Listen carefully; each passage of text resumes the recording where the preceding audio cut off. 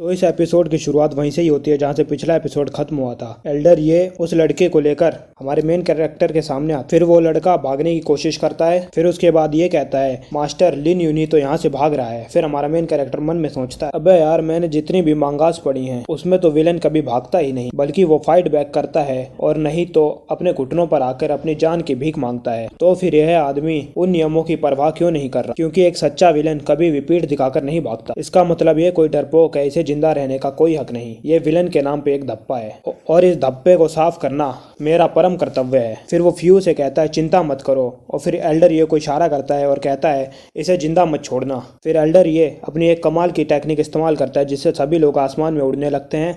फिर ये आगे बहुत तेज भागता है और उसके सामने पहुंच जाता है और अपनी तलवार चला देता है। फिर उसके हाथ से एक पेंडेंट गिरता है जिसे फ्यू पकड़ ले। फिर ये उस आदमी को लेके हमारे मेन कैरेक्टर के पास आ जाता है, जिसे एल्डर ये को देख वो लड़की सोचती है मैं जब से यहाँ आई हूँ तब से इस आदमी को देख रही हूँ। मुझे लगा ये आदमी कोई बड़ा खतरनाक इंसान होगा, लेकिन ये इतना खतरनाक होगा मुझे लगा नहीं। स्पेशली जो मैंने अभी इसकी फ्लाइंग मोर्टल टेक्निक देखी, उसे देखकर तो मेरे रोंगटे खड़े हो गए। यहाँ तक कि मुझे लगता है अगर मार्किस ऑफ चैंगलिन यहाँ खुद आ जाए तो भी वो सिंगल पीस में अपने घर नहीं जा सकता। अगर डिवाइन इमोर्टल सेक्ट में इतना कमाल का पैट्रियार्च और इतना कमाल का एल्डर है तो मैंने अपनी जिंदगी में कभी इस सेक्ट के बारे में क्यों नहीं सुना। फिर हमारा मेन कैरेक्टर उससे कहता है मैं जानता हूँ कि तुम मुझसे क्या कहना चाहती हो, यही ना कि तुम मेरा सेक्ट ज्वाइन करना चाहती हो जिससे कि मैं तुम्हारी प्रोटेक्शन कर सकूं, लेकिन मैं तुम्हें अपना डिसाइपल बनाना चाहता हूँ। तुम समझ रही हो, देखो मेरा सेक्ट एक हिडन सेक्ट है, इसीलिए बहुत कम लोग ही मेरे सेक्ट के बारे में जानते हैं। फिर वो लड़की भी मान जाती है। फिर हमारा मेन कैरेक्टर कहता है देखा मैं कितना कमाल का हूँ, मेरी प्लॉटिंग स्किल्स कितनी कमाल की हैं, मैंने एक और अपना डिसाइपल बना लिया। फिर वो लड़की अपना जेड पेंडेंट हमारे मेन कैरेक्टर को देते हुए कहती है कि ये लिंग फैमिली का जेड पेंडेंट ये मैं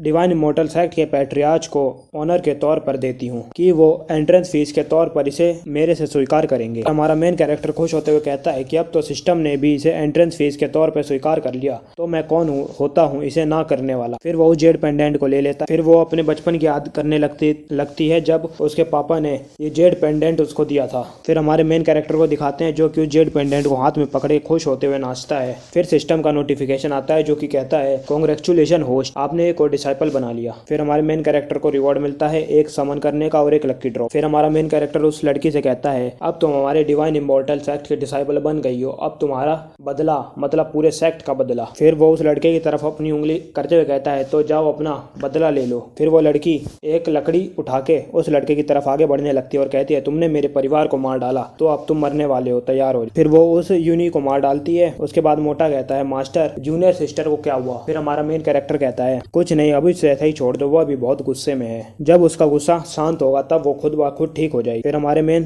कैरेक्टर को एक और सिस्टम का मैसेज आता है जिसमें वो दोबारा से कांग्रेचुलेशन करता है और हमारे मेन कैरेक्टर को 300 सेक्ट पॉइंट दिए जाते हैं। इसी के साथ हमारा ये वाला एपिसोड यहीं पे खत्म होता है। तो मिलते हैं अगले एपिसोड में, तब तक के लिए धन्यवाद।